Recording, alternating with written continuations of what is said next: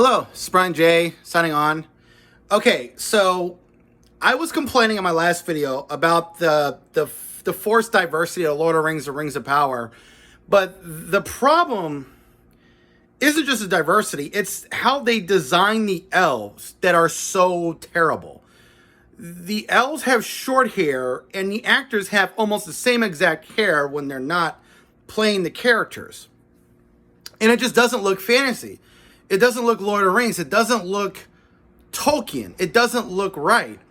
And you look at the diversity in House of the Dragon, which to me has done so much better. I know there's some controversy, like Corlys Velaryon and the Valyrians are described as very white, blonde hair, purple eyes. I wish they gave Corlys Velaryon purple eyes in House of the Dragon. I think that would have been great.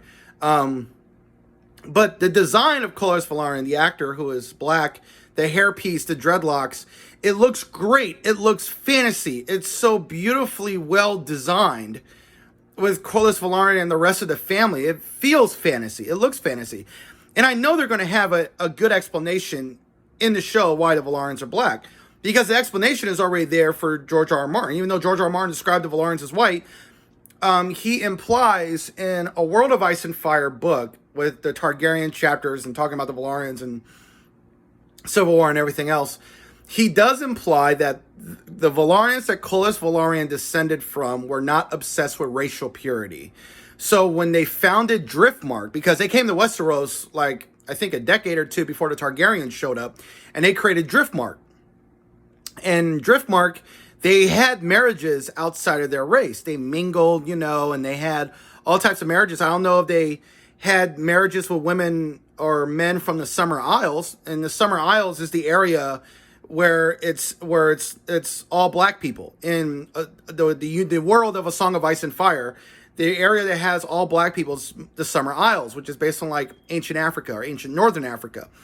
And so, but the Velaryons sailed all around those type of areas. I mean, Corlys Velaryon sailed the 9 seas, and so did his ancestors. Not all the 9 seas, but they sailed different areas. So it's certainly possible that they married somebody from the Summer Isles or had marriages or connections, relationships. So the explanation makes sense. And plus, in the books, Corlys Velaryon's mother isn't completely described. So they could say her mother is black and his father's white. Or they could just say the Velaryons are black because they were not obsessed with racial purity, so they end up being mostly black and brown people.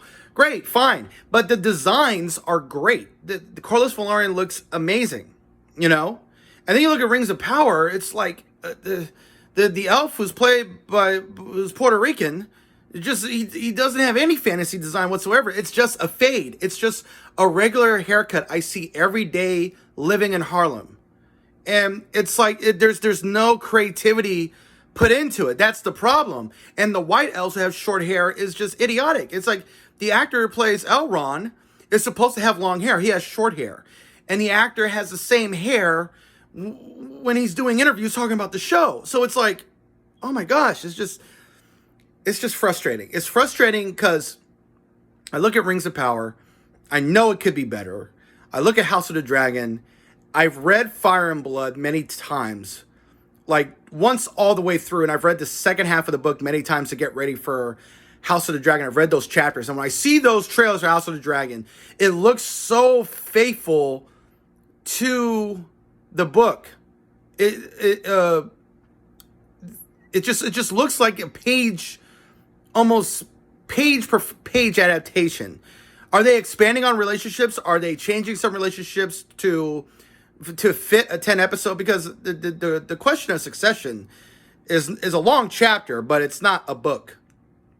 It's not a book chapter.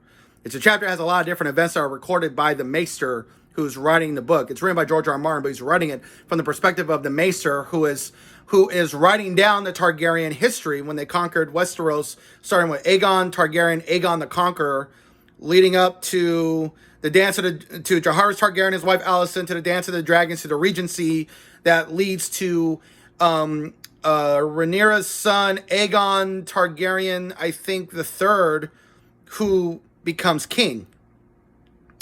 So, yeah, I mean, that's what it shows. And then, of course, George R. R. Martin's coming out with Volume 2 called Blood and Fire. So that's cool. But yeah, I'm looking at the trailers. It just looks so faithful to Fire and Blood. So those are my thoughts. I just wanted to talk about that and explain why the diversity in House of the Dragon looks so great and is given more focus and care and thought put into it than what's going on with Rings of Power. So these are my thoughts. I hope you like and subscribe. This is Brian J. signing off for now.